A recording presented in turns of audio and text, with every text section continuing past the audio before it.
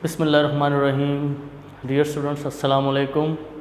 I am Nazir Ahmed from DPS College Ukada, and today I am here to discuss the chapter number first, physics of 9th class. The name of the chapter is written on the board. You can see physical quantities and measurements. तो बेटे हम chapter को start करने से पहले कुछ तमहीदी बातें कर लें, क्योंकि एकदम तो आपको टर्मिनोलॉजी समझ नहीं आएगी, तो हम तमहीदन कुछ बातें कर लेते हैं। बेटे ये सब जानते हैं, मतलब ये एक फितरती बात है कि इंसान अपने इर्द गिर्द के माहौल को जब देखता है, उसको ऑब्ज़र्व करता है, तो उसके जहन में कई सवालात जन्म लेते हैं। वो उन सवालात के बारे में सोचता रहता है और उनके जवाबात ढूंढने की कोशिश करता है। तो जब से इंसान इस ज़मीन पर आया है, हज़रत आदम अलैहिस्सलाम से शुरू कर लें आप, और अब तक इंसान की ऑब्ज़र्वेशन ही ख़त्म हुई है और ना ही उसका तजस्सुस। तो उसके तजस्सुस को मुतमईन करने के लिए वो चीज़ों का डाटा इकट्ठा करता रहता है और उस डाटा को एक्सपेरिमेंट से, तजर्बात से गुजारता रहता है और अपने सवालों के जवाब ढूंढता रहता है। लिहाजा अवाइल में शुरू में चूँकि साइंस का नॉलेज इतना एक्सपैंड नहीं हुआ था, तो साइंस की जितनी भी फील्ड्स हैं, physics, chemistry, biology, astrology, astronomy, geology, botany, zoology, जितने भी साइंस की फील्ड्स हैं, चूँकि उनका नॉलेज इतना ज़्यादा नहीं था, लिहाजा इन सब को एक ही सब्जेक्ट समझा जाता था और एक ही सब्जेक्ट का नाम था नेचुरल फ़िलॉसफ़ी। ठीक है, तो तमाम सब्जेक्ट, साइंस सब्जेक्ट्स के लिए एक ही वर्ड इस्तेमाल किया जाता था, जिसे कहा जाता था natural philosophy. All the fields of science were dealt as a single subject called natural philosophy till 18th century, यानी 18वीं सदी तक साइंस के लिए चूँकि नॉलेज इतना एक्सपैंड नहीं हुआ था, तो नेचुरल फ़िलॉसफ़ी इस्तेमाल किया जाता था। फिर 19वीं सदी में 1833 में वॉशिंगटन यूनिवर्सिटी की एक प्रोफेसर थी इंग्लिश की, उनका नाम वेबल था। उन्होंने फ़र्स्ट टाइम नेचुरल फ़िलॉसफ़ी की जगह साइंस का वर्ड इस्तेमाल किया, यानी साइंस सब्जेक्ट्स के लिए या साइंस के लिए उन्होंने साइंस का वर्ड फर्स्ट टाइम यूज़ किया। तो इसलिए अब साइंस जो है, ये वर्ड उन्होंने कहाँ से लिया? साइंस असल में ड्राइव किया गया सेंशिया से। ये सेंशिया जो है, ये लातीनी ज़ुबान का लफ्ज़ है और सेंशिया का मतलब है नॉलेज।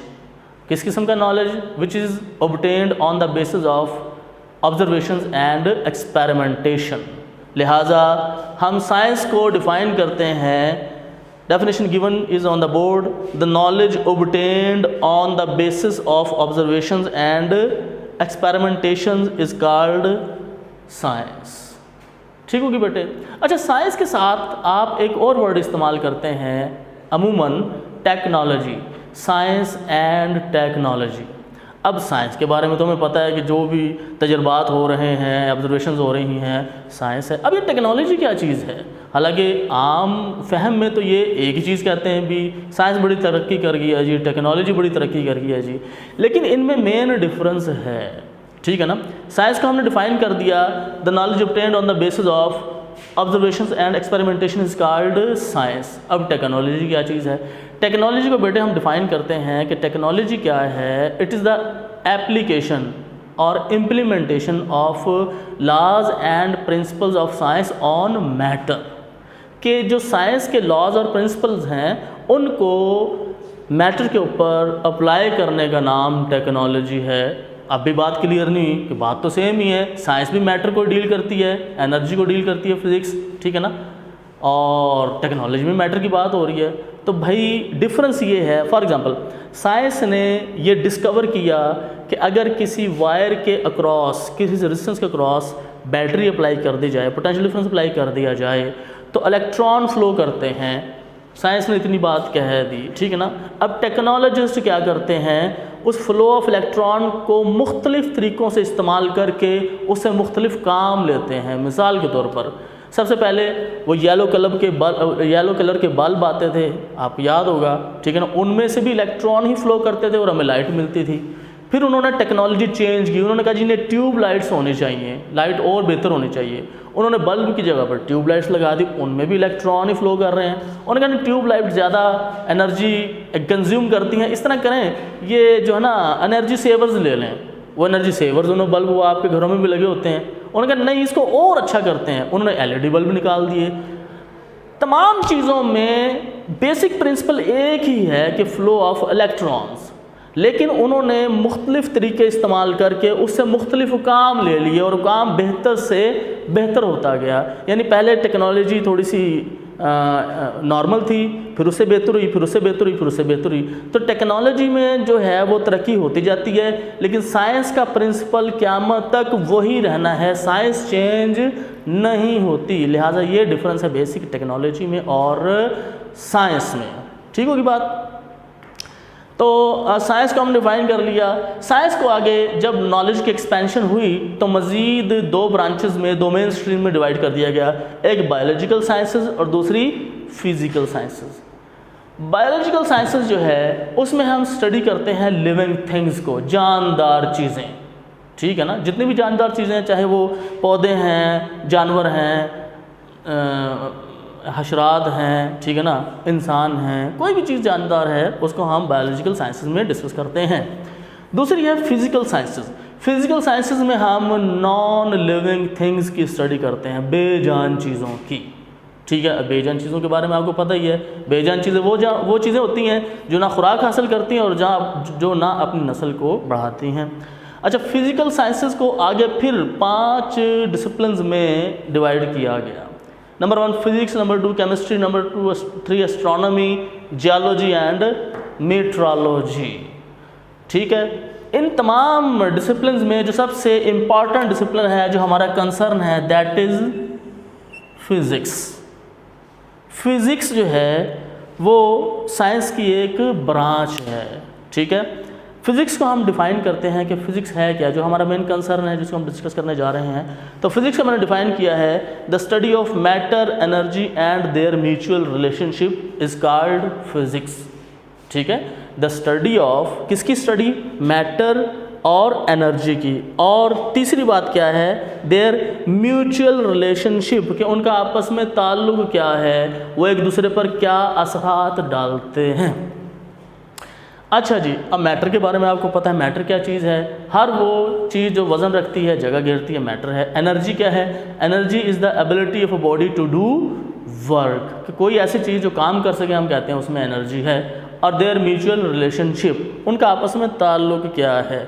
अब ये एनर्जी और मैटर के ताल्लुक़ को समझाने के लिए मैं सिर्फ एक एग्जांपल आपके सामने रखता हूँ।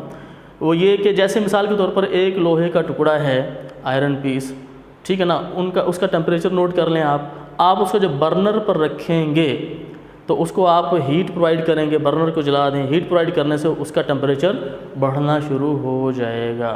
तो आयरन क्या है, मैटर, और हीट क्या है, एनर्जी। जब आपने मैटर को हीट प्रोवाइड की तो उसका टेम्परेचर बढ़ना शुरू हो गया। तो इस किस्म के असरात कि अगर मैटर को एनर्जी प्रोवाइड की जाए तो क्या वाक़या होता है, और अगर उससे एनर्जी ले ली जाए तो क्या वाक़या होगा, ठीक है ना। तो इस किस्म के रिलेशनशिप जो है वो हम फिज़िक्स में डिस्कस करते हैं। अच्छा बेटे, इसके बाद जितनी भी हमारे इर्द गिर्द हम अगर ऑब्ज़र्व करें, ठीक है ना, तो किसी भी चीज़ को हम देख लें उसमें फ़िज़िक्स के लॉज एंड प्रिंसिपल्स इन्वॉल्व होते हैं। जैसे मिसाल के तौर पर हम कार को ऑब्ज़र्व कर लें, कार को ऑब्ज़र्व कर रहे हैं हम, तो हम देखें कार को किस प्रिंसिपल की बुनियाद पर बनाया गया है, मैकेनिक्स फ़िज़िक्स की एक ब्रांच है। उसके बाद रेफ्रिजरेटर को ले लें, थर्मोडायनामिक्स उसकी बेस है, थर्मोडायनामिक्स में बेस पे ये हम आगे चल के पढ़ेंगे। आप फर्स्ट ईयर में चैप्टर नंबर 11 में थर्मोडायनामिक्स का पूरा चैप्टर है, ठीक है ना। तो इस हवाले से इस तरह से डेली लाइफ में अगर हम ऑब्ज़र्व करें तो बहुत सारी चीज़ें ऐसी हैं जो फ़िज़िक्स से रिलेटेड हैं, जिनमें फ़िज़िक्स इन्वॉल्व है। अगर हम मीन्स ऑफ ट्रांसपोर्टेशन को देख लें तो एरोप्लेन है, कार है, ठीक है ना। अगर हम होम अप्लायंसेस में देख लें, रेफ्रिजरेटर है, माइक्रोवेव ओवन है, फैंस हैं, वॉशिंग मशीन है, वैक्यूम पंप है, ये सारी की सारी चीज़ें फिज़िक्स इन्वॉल्व है। अगर हम टेलीकम्युनिकेशन के मींस को देखें, रेडियो है, टीवी है, कंप्यूटर है, ठीक है, और टेलीफोन है, तो ये सारी की सारी क्या हैं, मींस ऑफ टेलीकम्युनिकेशन। आप मोबाइल फ़ोन को ले लें, मोबाइल फ़ोन जो है उसने हैरान करके रख दिया है। मोबाइल फ़ोन में आप एक जगह से एक मुल्क में बैठे हुए दूसरे मुल्क में नैनो सेकंड में बात कर सकते हैं, ठीक है ना। तो इस तरह से ऑल ओवर द वर्ल्ड जितनी भी तरक्की हो रही है उसमें फ़िज़िक्स का अहम किरदार है, ठीक है। और जितनी भी फ़िज़िक्स में तरक्की, साइंस में तरक्की हो रही है, हम फैसिलिटेट हो रहे हैं, फ़िज़िक्स का अहम किरदार है इसमें। लेकिन इसके बरअक्स साइंस जितनी तरक्की कर रही है उसके साथ साथ ये इंसानियत को तबाही के दहाने की तरफ भी लेकर जा रही है। वो कैसे? जैसे एटम बम बन गए, ठीक है ना, डिस्ट्रॉयबल जो है वो वेपन्स बन रहे हैं, और पोल्यूशन इतनी हो रही है, आप गाड़ियों का धुआं देख लें, ये सारा मतलब माहौल को आलूदा कर रहा है। तो जहाँ इंसान फैसिलिटेट कर रहा है ख़ुद को, वहाँ वो ख़ुद को तबाही के दहाने की तरफ भी लेकर जा रहा है। तो ये हमारा आज का जो है वो लेक्चर कंप्लीट हुआ बेटे, ठीक है ना। नेक्स्ट इंशाल्लाह हम ब्रांचेस ऑफ फिज़िक्स के साथ दोबारा मुलाकात करेंगे। अल्लाह हाफ़िज़।